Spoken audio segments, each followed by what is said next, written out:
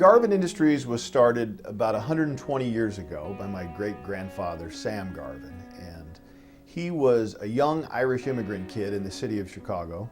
And when he was about 16 years old or so, he heard that they were hiring young men for temporary labor at the World's Fair, the Columbian Exhibition. And so he went down and applied for a job there. And he was assigned to the platform, or the part of the fair that was Thomas Edison's platform. He was introducing the incandescent candle, which we now know as the light bulb. Shortly after that, he and a bunch of buddies, just young kids, teenagers, had decided that that technology was going to change the world. And they began to educate themselves on how they might get involved. And so they did that, and they scrapped together some money, and they became experts in Chicago in converting homes and businesses from gas light and gas power to electric light and power. My great-grandfather was, he's a first-generation Christian. He actually was converted at a street fair down on Madison Avenue, and it was a Salvation Army street fair or some type of evangelism event that they had down in the city. He would struggle with alcoholism and kind of get back into the church and then fall away from the Lord. But through many prayers and meditation of his family, eventually did come to know Christ, and eventually his wife was converted and was a very strong Christian woman and raised the children. So my grandfather was raised in a Christian home. And you know, it's interesting because life moves at such a rapid pace. And at some point when you get busy with kids and in your business, you're constantly going, time moves so rapidly. And I got to the end of every week and I just felt kind of empty. And in order to have meaning in life, you have to be a part of something. You have to have a purpose that's larger than yourself and more enduring than your life. And ultimately, that's what Christ calls all of us to do. And so, you know, I really felt the Spirit challenging me a couple of years ago to utilize the resources that I've been entrusted with for His higher call.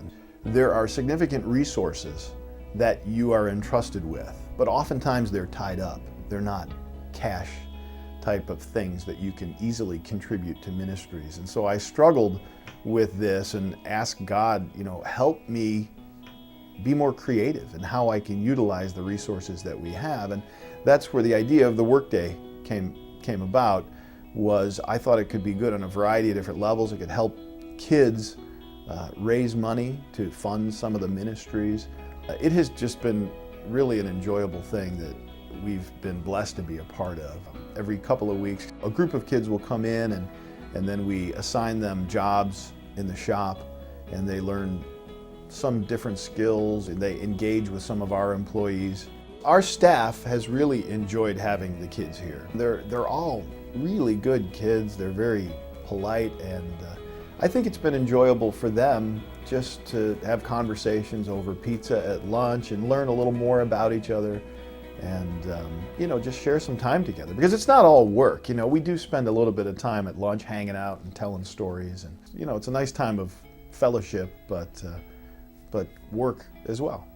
You feel the Spirit move, at least in my experience, when the Spirit, I felt Him lead me in a direction to give things or to become involved in things. You know, it doesn't always make sense on the front end.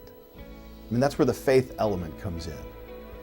And this was a situation where I kind of felt that way, but I felt God calling me to utilize these resources and give. And the kids came in and had their first work project, and it was a great time. We had great success.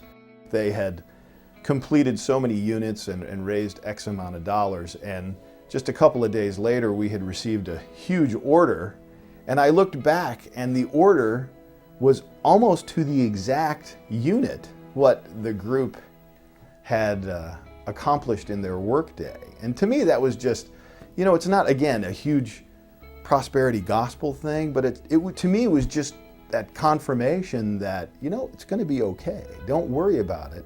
It was God saying, these resources are mine. Just be faithful with them and let me lead.